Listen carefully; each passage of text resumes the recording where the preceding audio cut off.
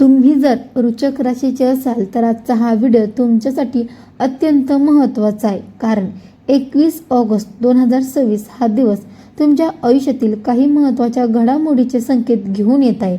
काही दिवसापासून ज्या गोष्टीसाठी तुम्ही प्रयत्न करत आहात, ज्या कामासाठी तुम्ही मनापासून मेहनत घेत आहात, ज्या व्यक्तीकडून एका उत्तराची तुम्ही वाट पाहतात किंवा ज्या आर्थिक अडचणीतून बाहेर पडण्याचा तुम्ही प्रयत्न करत आहात, त्या सर्व बाबत आता परिस्थिती हळूहळू बदलताना तुम्हाला दिसू शकते. पण या बदलामुळे एक महत्त्वाची गोष्ट आहे, तुमच्या आयुष्यात येणारी प्रत्येक संधी स्वीकारण्यापूर्वी तिचं पूर्ण खात्री करून घेणं गरजेचं आहे.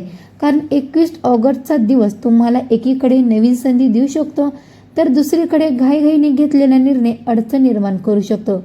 म्हणून हा संपूर्ण व्हिडिओ शेवटपर्यंत नक्की ऐका, कारण शेवटी मी तुम्हाला एक असा छोटासा उपाय सांगणार आहे, जो श्रद्धेने केल्यास मनाला सकारात्मकता आणि स्थैर्य मिळण्यास मदत होऊ शकते.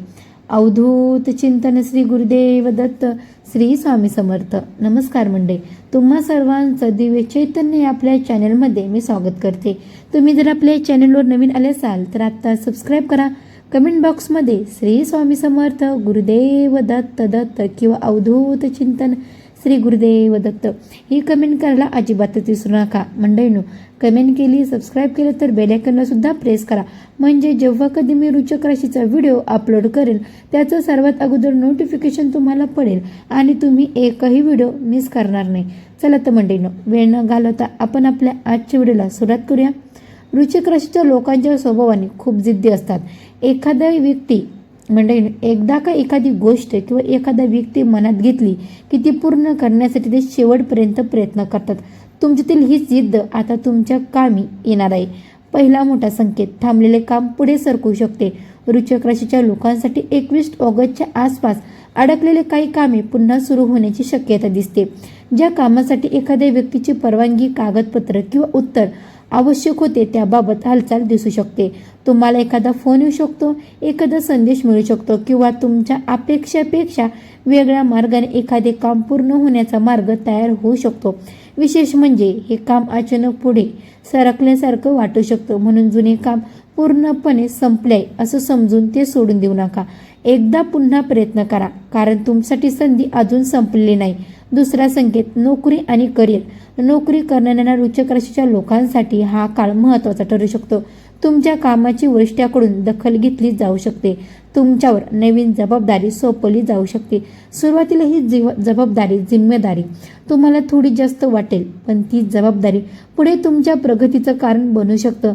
काही लोकांना नवीन प्रोजेक्ट मिळवण्याची शक्यता आहे, तर काही जणांना नोकरी बदलण्याचा विचार पुन्हा मनात येऊ शकतो. पण इथे एक महत्त्वाचा इशारा आहे, फक्त एखाद्याच्या बोलण्यावर विश्वास ठेवून नोकरी सोडण्याचा निर्णय घेऊ नका.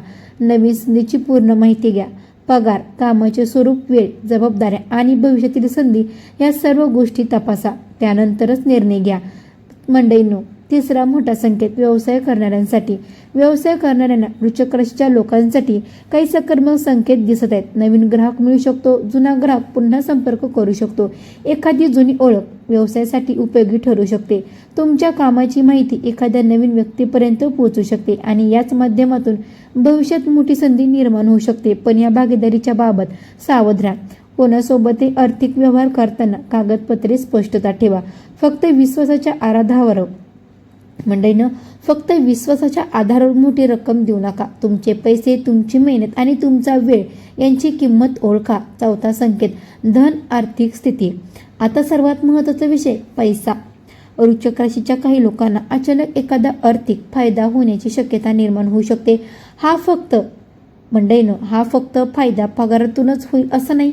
जुने पैसे मिळणे, एखादे थकलेले पेमेंट मिळणे, अतिरिक्त कामातून उत्पन्न मिळणे किंवा एखादा आर्थिक व्यवहार पूर्णपणे अशा स्वरूपात लाभ होऊ शकतो.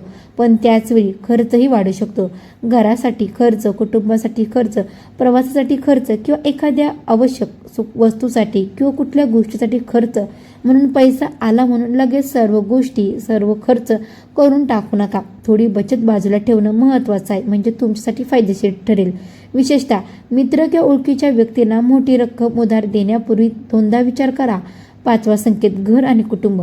कुटुंबातील एखाद्या विषयावर मागील काही दिवसापासून मतभेद असतील तर ते कमी करण्याची संधी मिळू शकते. घरातील एखादी व्यक्ती तुमच्याशी मनमोकळेपणाने बोलू शकते. तुम्हाला काही गोष्टी मनात ठेवण्यापेक्षा शांतपणे बोलून मोकळे होणे योग्य ठरेल. वृश्चिक राशीचे लोक अनेकदा मनातील गोष्ट लगेच व्यक्त करत नाहीत. ते शांत राहतात, पण मनात मात्र विचार सुरू असतात.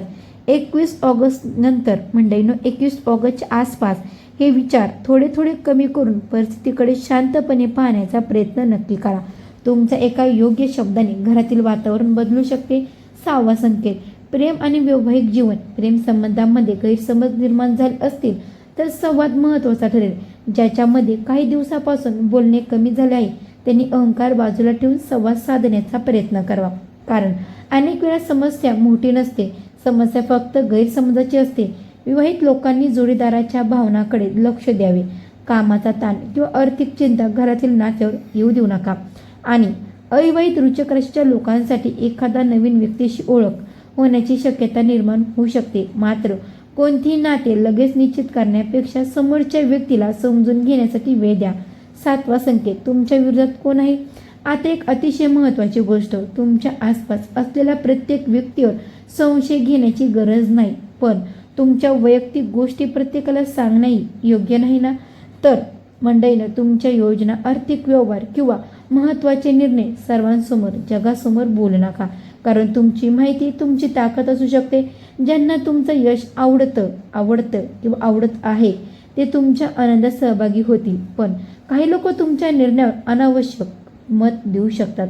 म्हणून कोण काय म्हणतं यापेक्षा तुमच्या निर्णयाचा परिणाम काय होईल याचा जास्त विचार करा.